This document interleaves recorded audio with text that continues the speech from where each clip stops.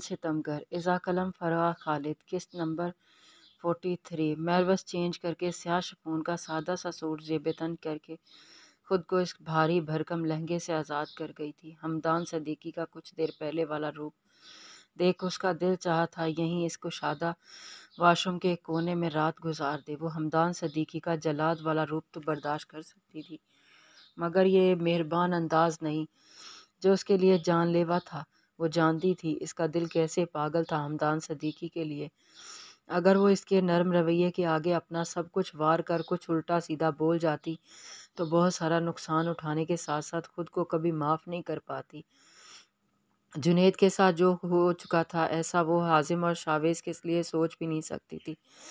مرتا کیا نہ کرتا کہ مصداق مہروز باہر نکلی تھی۔ پورے روم پر نظر ڈالتے اس نے سکون کی سانس خارج کی کیونکہ ہمدان وہاں کہیں نہیں تھا، لیکن چند قدم آگے بڑھتے اس کی دھاڑ پر مہروز نے اپنے دل پر ہاتھ رکھتے ٹیرس کی جانب دیکھا تھا جس کے پردے گرے ہوئے تھے، مگر اس ہمدان کی کسی پر غصے سے برسنے کی آوازیں یہاں تک آ رہی تھیں۔ وہ جانتی تھی اس غصے کی وجہ کیا تھی، اس لیے ہمدان صدیقی اس پر بھی اپنا غصہ نکال سکتا تھا کیونکہ اس کے فیلو لیڈرز نے جا کر اس کھڑوس پولیس والے کو پلان خراب کر دیا تھا۔ مہروز جلدی سے بیڈ کی جانب بڑھتی، کمبل کھول کر اپنے اوپر لپٹاتی بیڈ کے ایک کونے پر دراز ہو چکی تھی۔ اس نے کمبل سر سے پیر تک اوڑھ رکھا تھا، اس کا ایک بال تک دکھائی نہیں دے رہا تھا جب تک کچھ لمحوں بعد تک اسے ہمدان کے قدموں کی چاپ سنائی دی۔ کمبل کے اندر وہ آنکھیں اور مٹھیوں کو سختی سے بیچے ہوئے تھی۔ اسے ہمدان بیڈ کی دوسری سائیڈ پر بیٹھتا محسوس ہوا۔ مہروز زندگی میں آج تک کبھی اتنا نہیں گھبرائی تھی جو اس حالت اس کی اس وقت ہو رہی تھی۔ اس نے شدت سے دعا کی تھی کہ ہمدان صدیقی اس وقت اسے یاد ہی نہ کرے تو ٹھیک تھا، مگر شاید یہ وقت قبولیت کا نہیں تھا۔ مہروز کی نہیں سنی گئی تھی اور ہمدان صدیقی اگلے ہی لمحے سے کمبل کے اوپر سے ہی تھام کر اپنی جانب کھینچ چکا تھا۔ مہروز کے ہونٹوں کو سختی سے میچتے منہ سے برآمد ہوتی بے ساختہ چیخ کا گلا گھونٹا جبکہ اس کے ایک بار کھینچنے پر ہی مہروز سیدھی اس کے سینے سے آن گری تھی۔ مہروز اس کی سخت گرفت سے اس کا غصہ سمجھ رہی تھی۔ کیا ہوا؟ اتنی جلدی نیند آ گئی تمہیں؟ مجھے تو ابھی بہت ساری باتیں کرنی تھی تم سے۔ ہمدان کروٹ بدلتے اسے اپنے بازوؤں پر لٹاتے خود ذرا سا اوپر ہوتا اس کا کمبل میں چھپا چہرہ دیکھنے لگا۔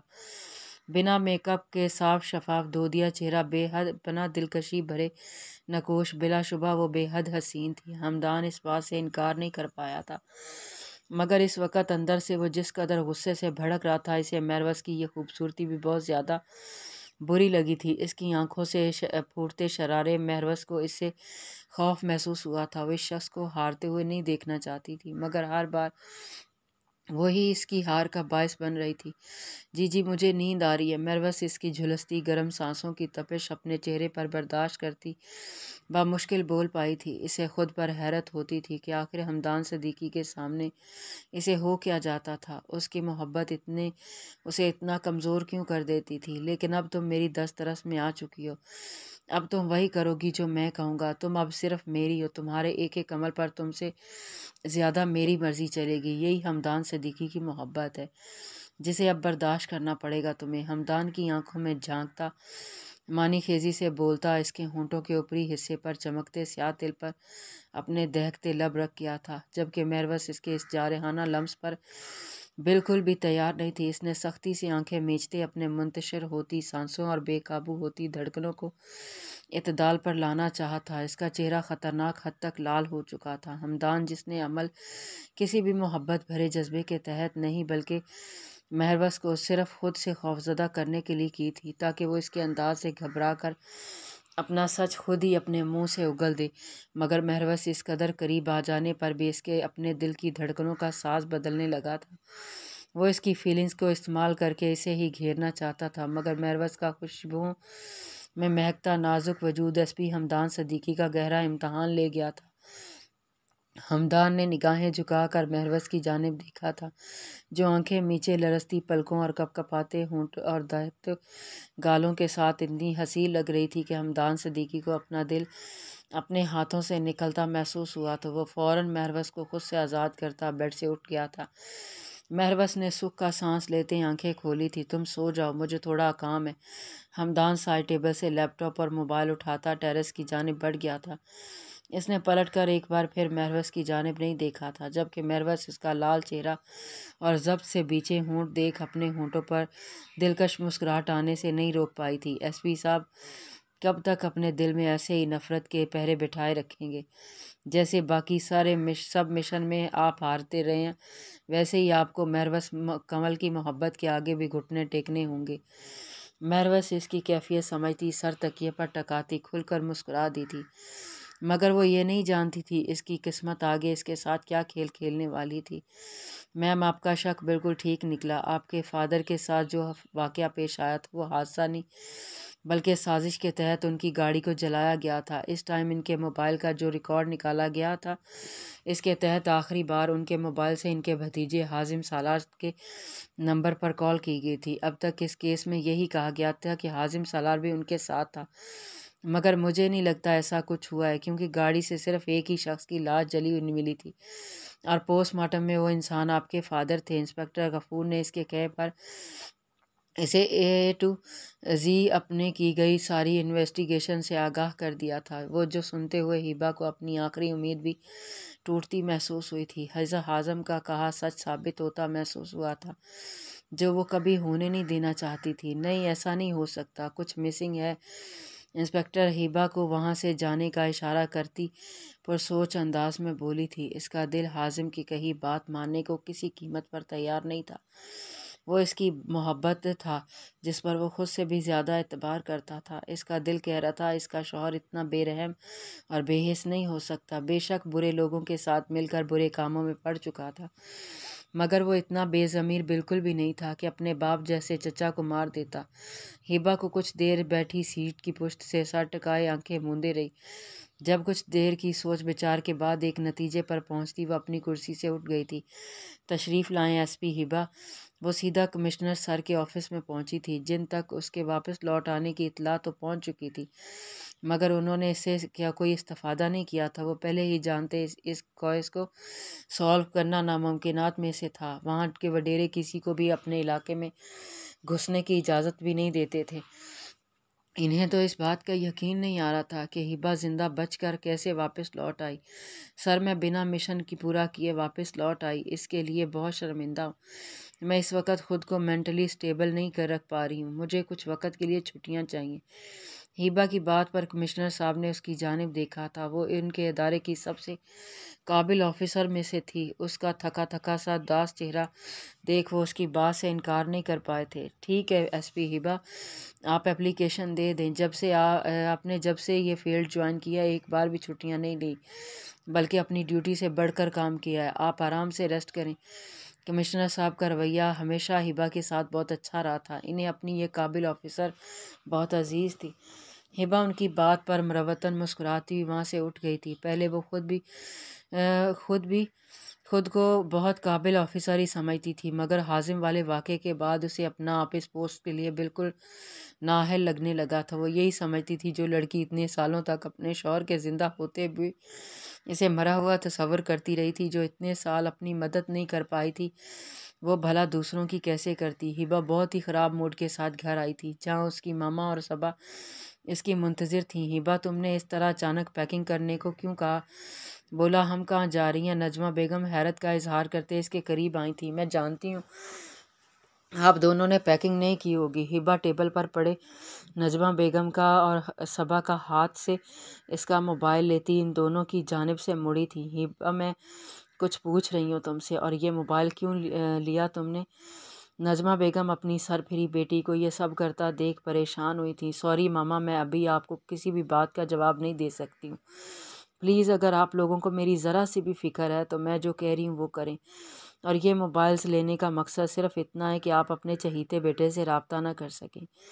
ہیبا کی بات سن کر نجمہ بیگم مزید پریشان ہوئی، مگر اس کے دو ٹوک انداز پر وہ بنا کچھ بولے صبا کو بھی اوپر جانے کا اشارہ کرتی وہاں سے نکل گئی تھی۔ صبا ہیبا کا جلالی روپ دیکھتی خاموشی سے وہاں سے ہٹ گئی تھی۔ صبا حازم کو آگاہ کرنا چاہتی تھی مگر نہ تو لینڈ لائن سے رابطہ کر پائی تھی نہ کسی اور طریقے سے، اور ناچاروں انہیں ہبہ کی بات مان کر گھر سے نکلنا پڑا تھا۔ وہ دونوں نہیں جانتی تھی کہ ہبہ کو اچانک ہوا کیا ہے اور اس طرح اچانک انہیں کہاں لے کر جا رہی تھی۔ وہ کس ریزن سے ان کے موبائل بھی اپنے قبضے میں لے گئی تھی۔ مہروش نے کمبل سے سر نکال کر دیکھا، ہمدان روم میں نہیں تھا۔ سفیان پر رات کو ہوئے حملے پر افندی ولا میں ایک ہلچل سی مچی ہوئی تھی۔ سب لوگ بہت پریشان تھے۔ شہباز افندی اپنی مخالفین کا نام لیتے ان پر شک کر رہے تھے، مگر اس وقت ان کے خلاف ایکشن لے کر کوئی اسکینڈل نہیں بننے دینا چاہتے تھے۔ اس کے لیے اس وقت سب سے اہم پریسے اور سفیان کی شادی تھی، جس کی وجہ سے وہ اپنے بیٹے پر ہوئے اس حملے پر بھی خاموشی اختیار کر گئے تھے۔ اب پریسے کی ساری جائیداد اپنے نام ہونے کا مزید انتظار نہیں کر سکتے تھے۔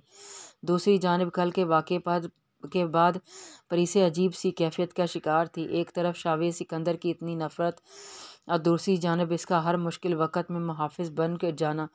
وہ سب سے بڑی بات، کل جو اس نے سفیان کے ہاتھ پکڑنے پر شاویز کی آنکھوں میں جلتی آگ دیکھی تھی، وہ کوشش کے باوجود اس لمحے سے نہیں نکل پا رہی تھی۔ وہ سفیان کو صرف اس کا ہاتھ پکڑنے پر گولی مار سکتا تھا، نہیں اس وحشی انسان غصے میں پاگل ہو کر کسی کو بھی گولی مار سکتا ہے۔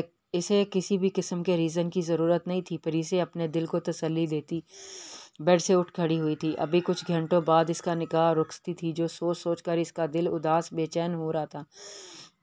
صبح سے انجانے کتنی بار اس کی آنکھیں بھیگ چکی تھی، ابھی بھی آنسو رکنے کا نام نہیں لے رہے تھے۔ وہ اس سنگ دل کو دل و دماغ سے نکالنے کی پوری کوشش کر رہی تھی، مگر ہر بار ناکام ٹھہرائی گئی تھی۔ اس کی حالت اس وقت بہت زیادہ قابل رحم تھی، جب اسی لمحے دروازے پر دستک دینے کے ساتھ ہی اس کی ساری کزنز نے ایک ساتھ اس پر دھاوا بول دیا تھا۔ بڑے بڑے تھال اٹھائے وہ سب ہنستے مسکراتے چہروں کے ساتھ اندر داخل ہو رہی تھیں۔